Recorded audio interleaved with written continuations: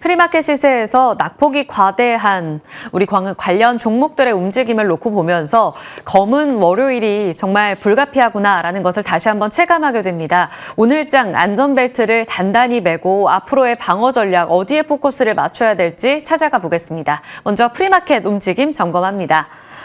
반도체 투톱은 예견된 하락이긴 했습니다. 간밤, 그러니까 지난 금요일이었었죠. 미국 시장에서 필라델피아 반도체 지수의 급락과 함께 메모리 관련 종목들이 일제히 하락하는 움직임이 나왔습니다. 메모리 탑재가 줄어들 수 있다, 이런 엔비디아발 루머가 반영이 되면서 크게 조정을 받은 건데요. 이런 움직임과 매크로적인 이슈까지 맞물리면서 지금 삼성전자가 11% 가깝게 급락이 나오고 있습니다. 30만 원 아래에서의 출발 움직임 확인되고 있고요. SK하이닉스도 186만 원까지 내려가 있습니다. 10% 두 자릿수의 하락, SK스퀘어 같은 낙폭을 기록하고 있고요.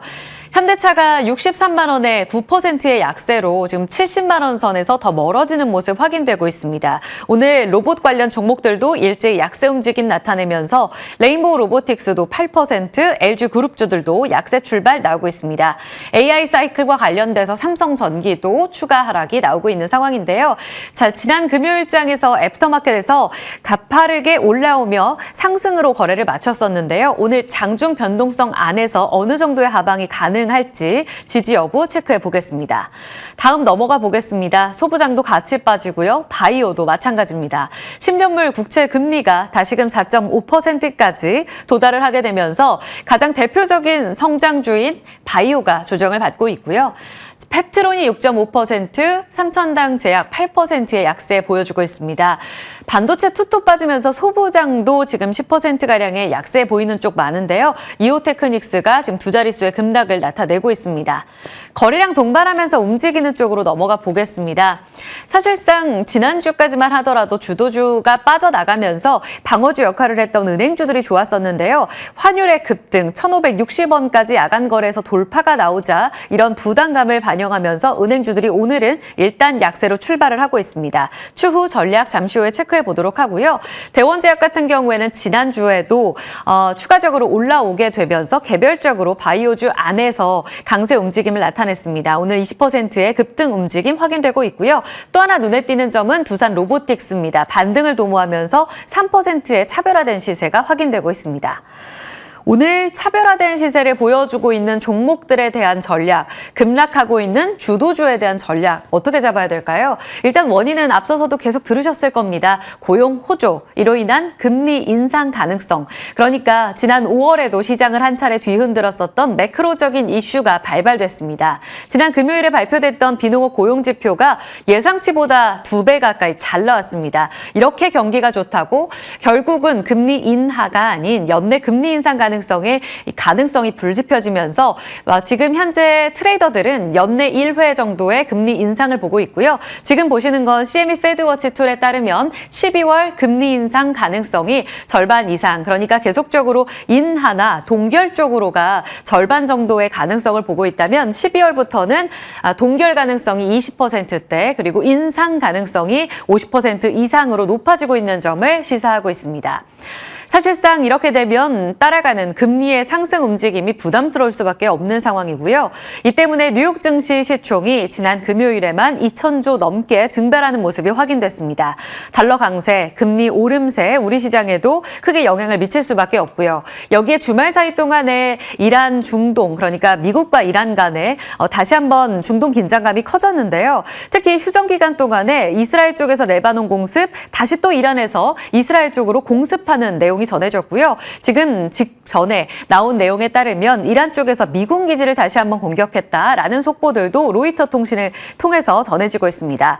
국제유가 다시금 아시아 거래에서 92달러 오름세 2%가량에 오르면서 출발하는 모습도 부담스럽다라고 볼 수가 있겠습니다.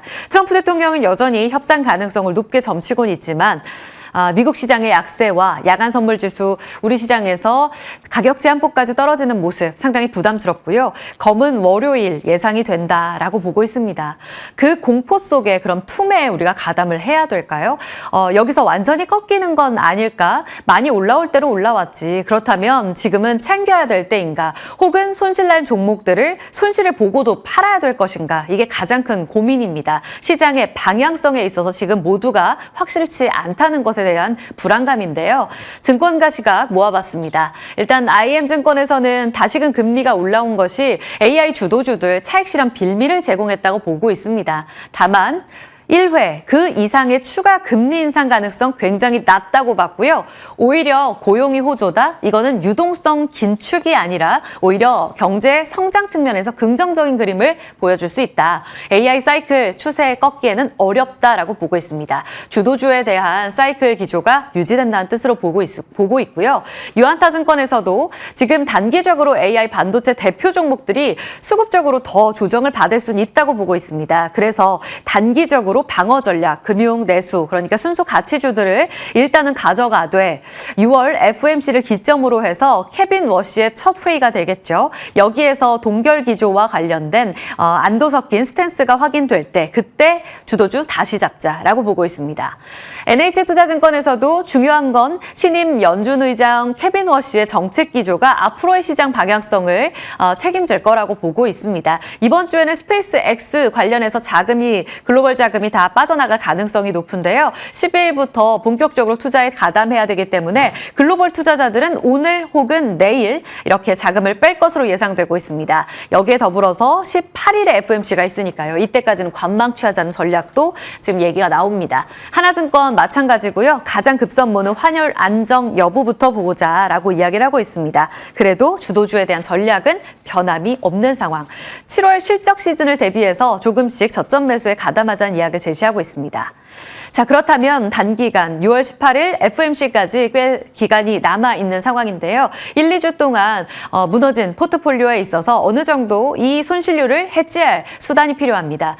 3고 시대, 그러니까 고환율, 고유가, 고금리 이 측면에서 방어 전략으로 유효하다라고 보고 있는 건 내수와 은행주로 보고 있습니다. 지난주에 금융주들이 한 차례 급등 움직임을 나타내면서 주간 단위로 봤을 때 코스피가 3.7% 빠졌는데요. 주간 은행주는 10.3% 선방하는 움직임을 나타냈습니다.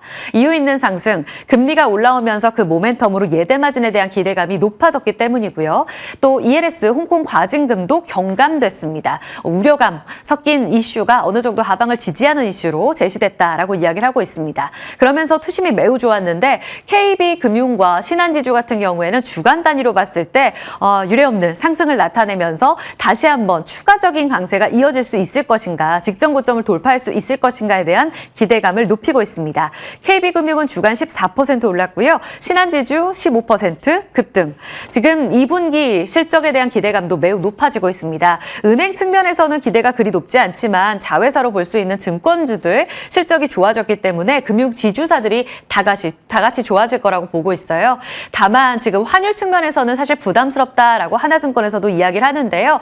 지금 그 때문에 프리마켓에서는 약세가 나오면서 고점에 대한 부담감 안에서 차익 실현도 같이 소화하고 있는 구간입니다. 하지만 하나증권에서는 환율 부담에도 자본 비율은 규제 완화 효과로 방어가 가능하고 앞으로 단기 급등한 대형주보다 중소형 은행주들이 같이 뒤따라갈 가능성도 높다고 보고 있는 만큼 다시 한번 은행주들이 올라오게 됐을 때 중소형 금융지주사 BNK금융, IM금융, PBR 매력도 높다고 보고 있거든요. 같이 체크해 보도록 하죠.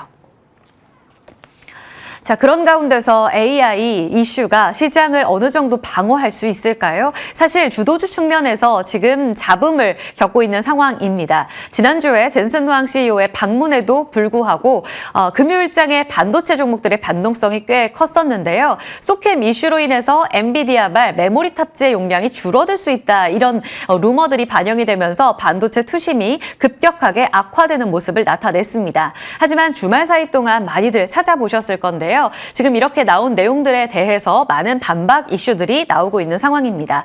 일단은 전체 용량 측면에서는 변함이 없고 오히려 메모리 쪽으로는 전체 용량은 탑재 용량은 늘어날 수 있다. 이런 그림을 그려야 된다라고 보고 있고요. 오히려 조정은 매수 기회다라는 산업 리포트들도 나오고 있습니다. 그리고 일정적인 측면에서 다시 한번 내러티브를 자극할 수 있는 내용은 젠슨 왕 CEO의 방문에서 나올 수 있는 이런 멘트들이 될 텐데요. 관련한 종목들 앞서 보신 걸로는 두산 로보틱스의 반등 정도 눈에 띄고 있는데요. 오늘 관련 종목들이 단기간에 낙폭이 컸던 만큼 반등력도 체크를 해봐야 되겠어요. 그런 측면에서 오늘 오전 8시 반 SK하이닉스와 엔비디아의 협력 내용이 발표가 됐습니다. 일단 젠슨 왕 CEO는요. 이 베라 루빈 하반기에 출시되는 이 CPU에 SK하이닉스 메모리칩 탑재를 공식적으로 이야기를 하면서 기대감이 커지는 상황이고요. 여기에 파트너십 핵심 내용도 추가적으로 업데이트가 되고 있는데요. 앞으로 AI 팩토리용 차세대 메모리 공동 개발 하이닉스와 엔비디아가 공고히 하겠다. 그 로드맵에 부합하는 공급, 첨단 제조, 자본 투자 이 양사가 함께 맞는다라는 내용들이 구체화되고 있는 상황입니다. 오늘 하이닉스 조금 전 10% 정도의 낙폭을 기록하고 있습니다. 하방과 관련된 지지 여부는 잠시 후에 개장 전 전략에서 다뤄보도록 하겠습니다. 자, 조금 전까지 나온 리포트 내용들 서한 앵커가 전해드립니다.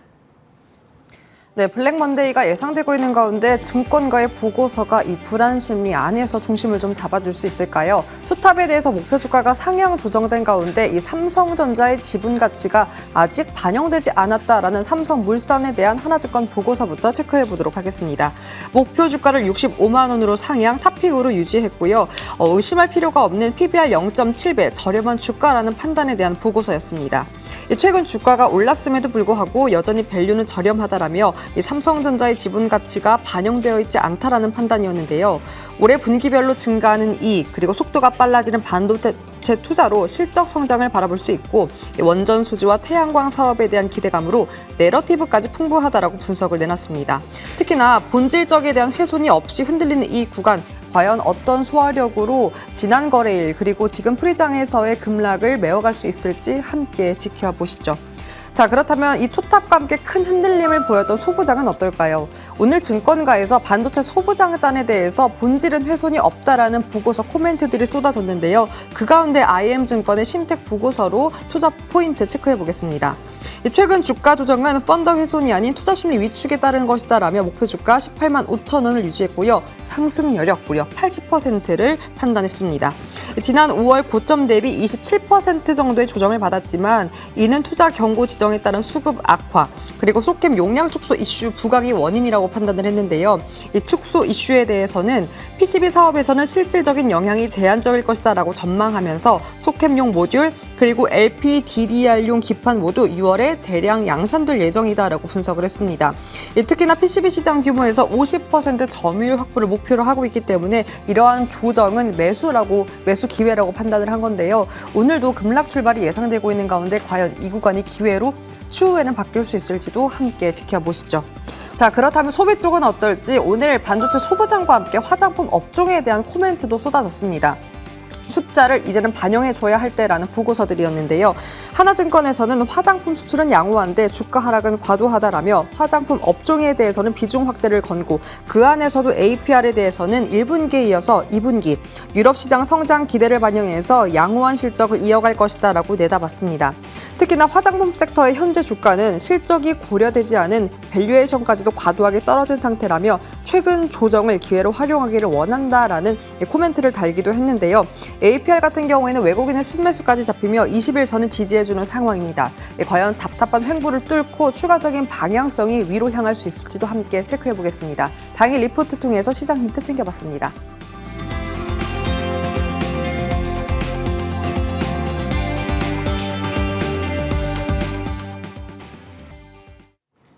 네. 지금 프리마켓 먼저 주가가 많이 빠지는 것을 확인했고요. 예상 호가 체크해 보겠습니다. 10% 일단 하락으로 출발이 나오는데 조금 더 시간 지나면서 체크 확인이 필요할 것 같아요. 7,290선, 8,000선이 일단 사수가 안 될 것으로 보이는데 두 분은 어떤 전략을 지금 보고 계실까요? 김태성 ISF 본부장, 이충헌 밸류파인더 대표와 함께합니다. 어서 오세요. 네, 안녕하세요. 자, 이럴 때 모두가 힘들죠. 두 분 같은 경우에는 시장을 보실 때 이런 급락장, 그리고 검은 월요일 공포 속에 어디에 중심을 두고 계시는지가 매우 중요할 것 같아요.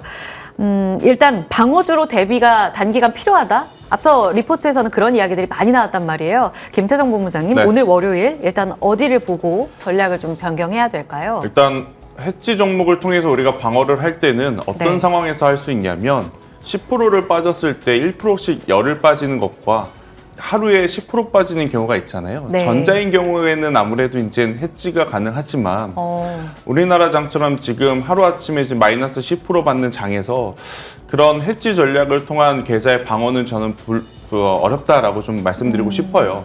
만약에 해지 섹터와 해지 종목을 투자를 하려는 자금이 있으시다라고 하면 저는 그 자금을 소중히 아끼셨다가 지금 현재 나오고 있는 주도주의 조정 혹은 눌림목을 굉장히 합리적인 방법을 통해서 최대한 분할 매수해서 활용을 하는 게 맞지.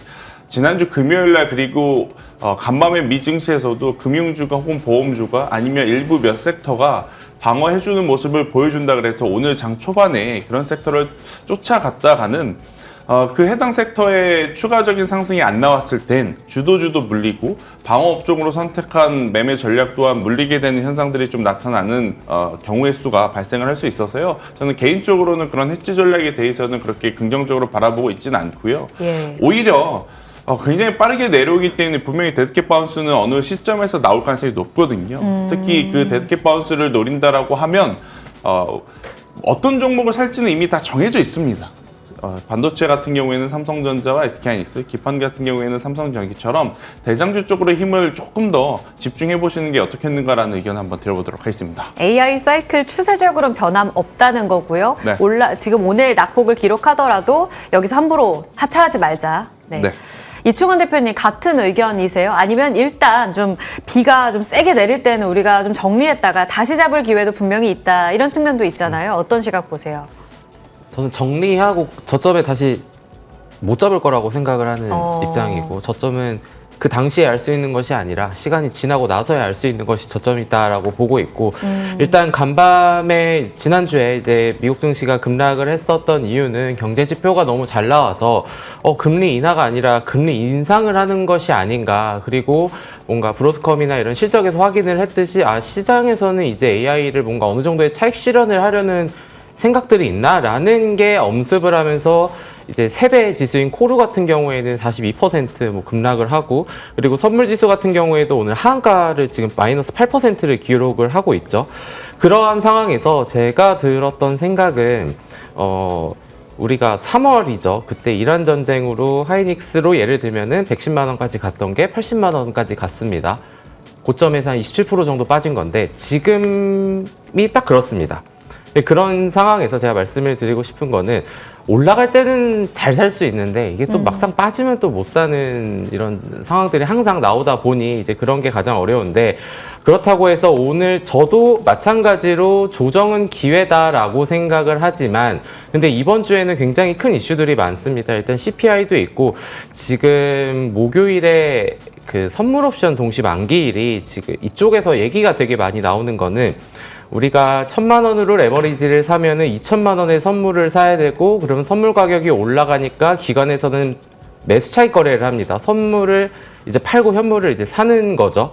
근데 그 했던 선물을 다음 월물로 넘길 때 롤오버를 해서 넘기느냐 아니면 청산을 해서 그거를 없애느냐 둘 중에 하나인데, 지금 미결제 약정이 너무 많아졌거든요. 네. 그러니까 지금 이 선물 쪽, 파생상품 쪽에 있으신 분들은 이번 주 목요일 선물 옵션 동시만기일에 이 롤오버에 대한 부분을 어떻게 할 것이냐가 굉장히 중요하다라고 합니다.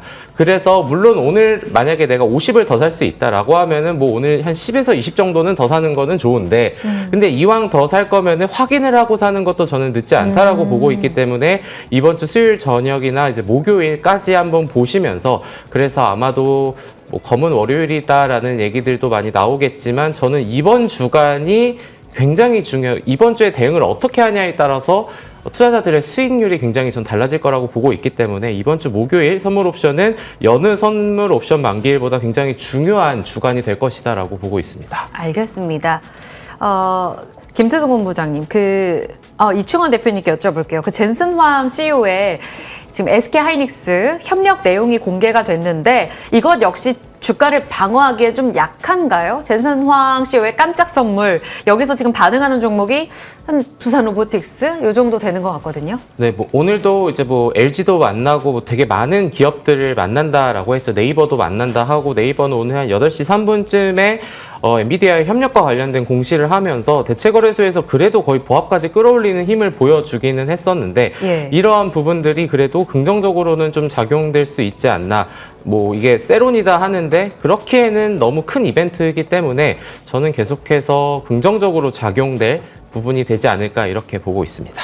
오늘 말고라도요. 네, 중장기적으로 계속 갈 것 같습니다. 마지막으로요. 김태성 본부장님. 네. 아까 대안은 의미가 없어라고 이야기를 하셨어요. 네. 그런 측면에 있어서 저희 그러면은 시장문 열리고 나서 추가적으로 주도주에 대한 오늘 낙폭속 전략을 잠시 후에 여쭤보도록 하고요. 지금 호가상으로 변화 있나 봤는데 크게 없습니다. 일단은 코스피 지수가 10.2%의 급락으로 7,329선의 움직임으로 출발 대기하고 있고요. 이렇게 되면 21선까지 깨게 되는 것인데 단기적으로 이렇게 되면 급락, 그러니까 부담감은 많이 줄어들게 됩니다. 두 분 전략 잠시 후 이어가겠습니다.